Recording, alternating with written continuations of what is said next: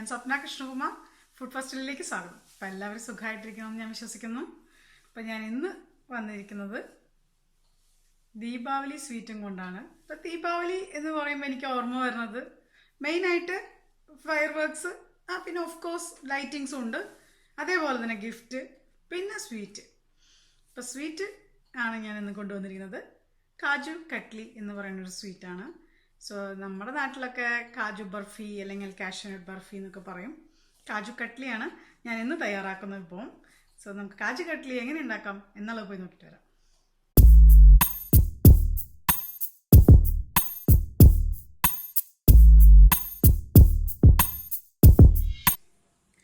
അപ്പോൾ കാജു കട്ട്ലി ഉണ്ടാക്കാനായിട്ട് നമുക്കിവിടെ 1.5 കപ്പ് കാഷ്യൂസ്, 1 കപ്പ് ഷുഗർ, കുറച്ച് നെയ്യ്, വെള്ളം 1/2 കപ്പ്. ഇത് കാഡ്ബറീസ് മിൽക്ക് ചോക്ലേറ്റ് ആണെന്ന് കരുതണ്ട, ഇത് കാഡ്ബറീസ് അല്ല, ഇത് സിൽവർ ലീവ്സ്. ഇത് ഓപ്ഷണലാണ്. ഇതില്ല, കിട്ടിയില്ല എന്നുണ്ടെങ്കിൽ മേടിക്കേണ്ട കാര്യമില്ല. ഞാനിത് കുറച്ച് ഗ്രാൻഡ് ആയിക്കോട്ടെ എന്ന് തന്നെ വിചാരിച്ചു. അപ്പോൾ അത് ഓക്കെ. ഇതിൻ്റെ പേര് ഒരു സ്വാസ്തിക് എന്നാണ്. 15 ലീവ്സ് ഉണ്ടാവും ഇതിൽ. 9.9 സിൽവർ എന്നാണ്.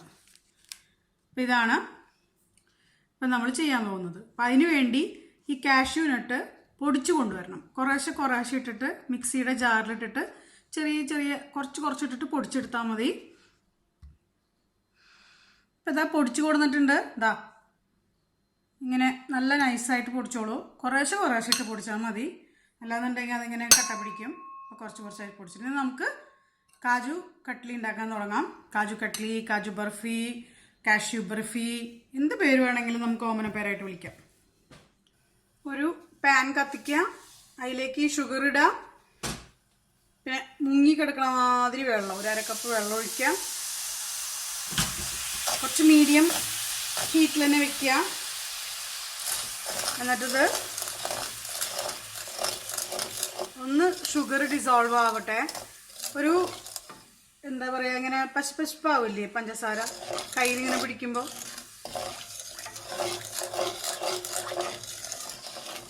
അതാവുമ്പോൾ നമുക്ക് ഈ കാഷ്യൂ പൊടിച്ചു വെച്ചിരിക്കുന്നത് ഇതിലേക്ക് ഇട്ട് കൊടുക്കാം.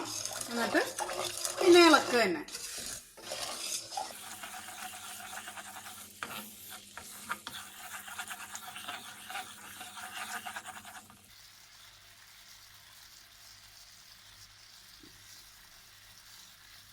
ഇതാണ് കൺസിസ്റ്റൻസി. അത് കുറേശ്ശെ ഇട്ട് കൊടുക്കാം. തീ വളരെ സിമ്മിൽ വെക്കണം.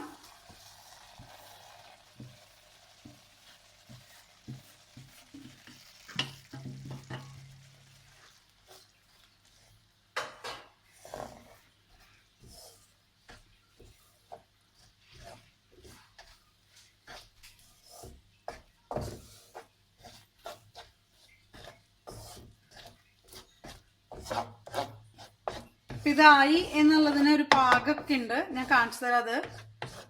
അതിപ്പോൾ ആയിട്ടില്ല, അതുകൊണ്ടാണ്. ഇപ്പം അത് വരയ്ക്കും നമുക്ക് തീ സിമ്മിലിട്ടിട്ട് ഇളക്കി കൊടുത്തിട്ടിരിക്കാം. ഒരുപാട് ഫ്ലെയിം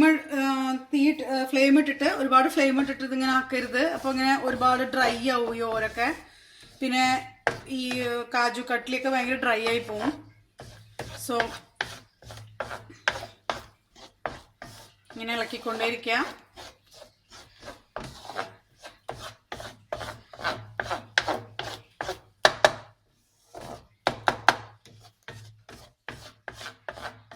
ഈ പാനിൽ നിന്ന് ഇതിങ്ങനെ വിട്ടുവരുന്നൊരു പരുവം വരും.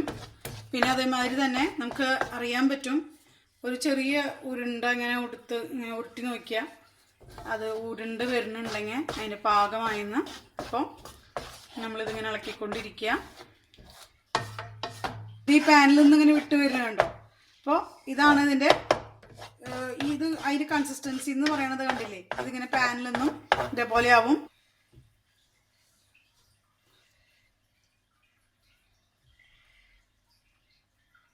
കുറച്ചും കൂടി ആവാനുണ്ട്, കാരണം ഇത് കുറച്ച് സോഫ്റ്റ് ആയിട്ടാണ്, അല്ലെങ്കിൽ ഉരുണ്ട് ഇങ്ങനെ വരണം.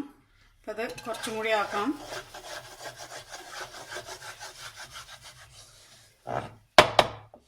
അതെല്ലാം ഒരുമിച്ച് കൂടി വന്നിട്ടുണ്ട്.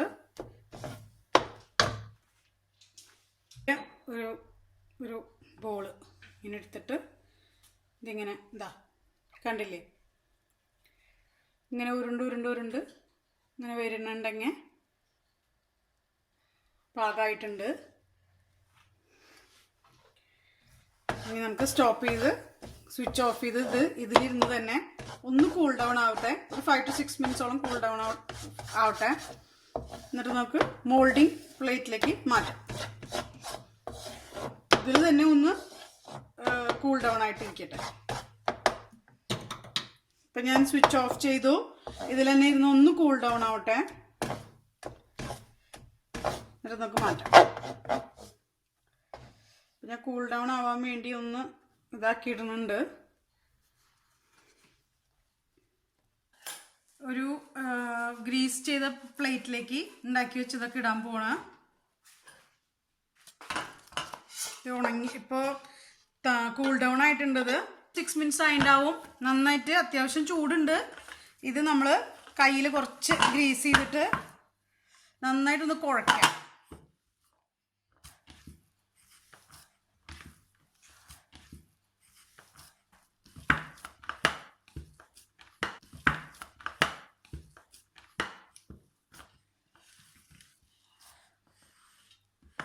നല്ല ചൂടുണ്ടാവും. ലൈറ്റായിട്ട് കൈ ഒന്ന് ജസ്റ്റ് വെള്ളം ഒന്ന് തൊട്ടിട്ട് കുഴച്ചെടുക്കുക. ഇപ്പം നല്ല സോഫ്റ്റ് ആക്കണതിനെ.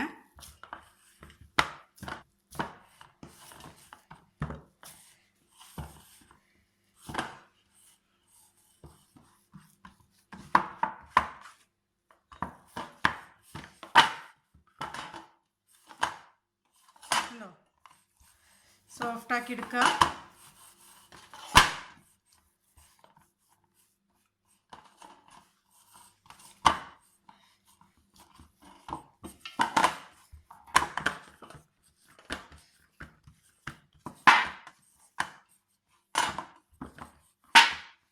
ഈ പ്ലേറ്റിൻ്റെ സൗണ്ടാണ് ഈ കേൾക്കണത്. പ്ലേറ്റ് ഓടിക്കളിച്ചുകൊണ്ടിരിക്കുക ഇവിടെ. പിന്നെ ചൂടും ഉണ്ടല്ലോ. അപ്പം ഞാൻ എൻ്റെ കൈ ഇങ്ങനെ എടുത്തുകൊണ്ടിരിക്കുന്നത്. ഇനി നമ്മൾ എന്ത് ചെയ്യണമെന്ന് വെച്ചാൽ ഇത് ഒരു മോൾഡിങ്, ഞാനിപ്പോൾ എന്താ ചെയ്യുന്നത് വെച്ചാൽ ഒരു ട്രേയിൽ, ഒരു ചെറിയ ട്രേയിൽ കുറച്ച് ബട്ടർ പരത്തിയിട്ടൊരു ബട്ടർ പേപ്പർ ഉണ്ടല്ലോ, അതിലേക്ക് ഇത് വെച്ചിട്ട് ഒന്ന് പരത്താൻ പോവാണ്. ഇപ്പോഴേക്ക് ആ ഷേപ്പ് കിട്ടാൻ വേണ്ടിയിട്ടാണ്. ഈ നിങ്ങളുടെ കയ്യിൽ ഏതെങ്കിലും ഒരു ചെറിയ പ്ലേറ്റ് ആയാലും മതി. അതിലേക്ക് ഇപ്പോൾ ഒരു ഹാഫ് ഓഫ് ദ പീസ് ഇട്ട് കൊടുക്കാൻ പോണു ഞാൻ. എന്നിട്ട് ജസ്റ്റ് ഒന്ന് ഒരു ചപ്പാത്തി കോലുണ്ടാവില്ലേ, അതുകൊണ്ട് നമ്മൾ ഒന്ന് പരത്തി കൊടുക്കാം.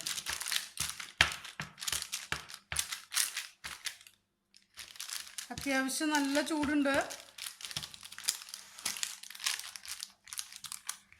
പിന്നെ ഈ ചപ്പാത്തി കോലിൽ കുറച്ച് എണ്ണ തടവി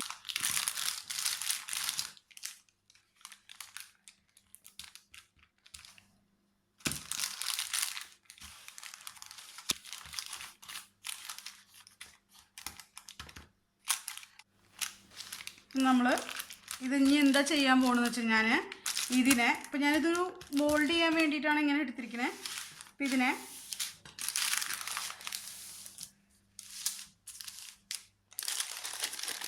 ഇങ്ങോട്ട് ഷിഫ്റ്റ് ചെയ്യാൻ പോകുന്നതിന് അല്ല, മോൾഡ് ഉണ്ട് നിങ്ങളുടെ കയ്യിൽ നിന്നുണ്ടെങ്കിൽ ഈസി ആയിട്ട് ചെയ്യാൻ പറ്റുന്ന കാര്യമാണ്. ഇത് ഇങ്ങനെ മടക്കുക, പിന്നെ അതേമാതിരി തന്നെ ഇങ്ങനെ മടക്കാം, പിന്നെ ഇങ്ങോട്ടും അതേമാതിരി മടക്കി കഴിഞ്ഞാൽ നമുക്ക് നല്ല സോഫ്റ്റായിട്ട് ഇങ്ങനെ ഈ എഡ്ജൊക്കെ നല്ല നീറ്റായിട്ട് കിട്ടും. അതേമാതിരി തന്നെ ഈ ഏരിയയും നല്ല നീറ്റായിട്ട് കിട്ടും.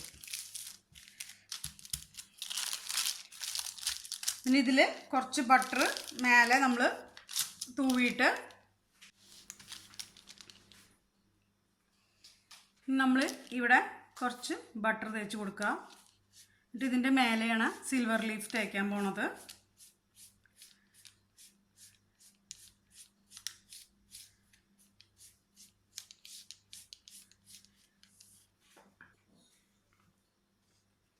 ഇതാണ് സിൽവർ ലീഫ്. ഇത് കൈമയൊക്കെ ആയിക്കഴിഞ്ഞാൽ അപ്പോൾ കൈമേലാവും.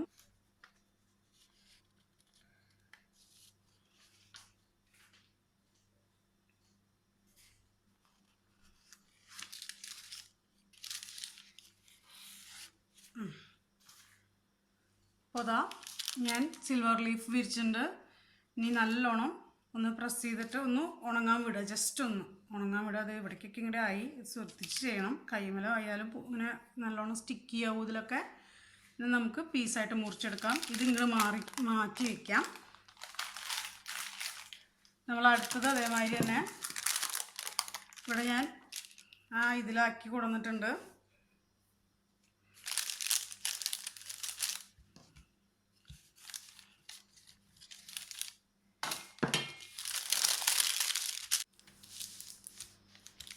അതേമാതിരി തന്നെ ഞാൻ രണ്ടാമത്തതും ഇങ്ങനെ വെച്ച് കൊടുത്തിട്ട് ജസ്റ്റ് ഇങ്ങനെ ഇത് കുറച്ചധികം മാവ് ഞാൻ ഇതിലേക്ക് ഇട്ടിട്ടുണ്ടായിരുന്നു. അപ്പോൾ മാവല്ല, അപ്പോൾ ഞാൻ കുറച്ചധികം കാജു കട്ട്ലിയുടെ ആ മിക്സ് ഇതിലേക്ക് ഇട്ടിട്ടുണ്ടായിരുന്നു. ഇവിടെ ഇങ്ങനെ ഒരു ഇതുള്ള കാരണം ഇങ്ങനെ ഓവറായിട്ട് കിട്ടി. കുറച്ചും കൂടി വലുപ്പം ഉണ്ടായിരുന്നെങ്കിൽ ഈ ഏരിയയും കൂടി നമുക്ക് അങ്ങനെ അങ്ങോട്ട് മടക്കി വെച്ചിട്ട് ഇതേമാതിരി നമുക്ക് തേച്ച് കൊടുക്കാം. സാരമില്ല, കട്ട് ചെയ്യാം.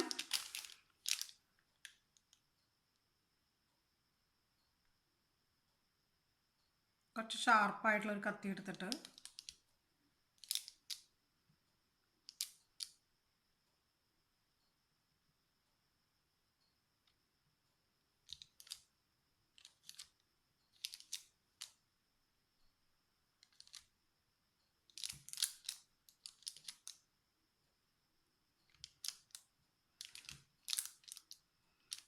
കുറച്ച് ഡയാഗണൽ ഷേപ്പാണെങ്കിൽ നന്നായിട്ടുണ്ടാവും.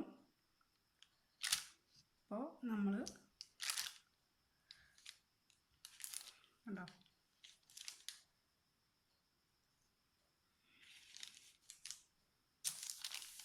ഇപ്പം നമ്മളെല്ലാം മുറിച്ചെടുത്തിട്ടുണ്ട്.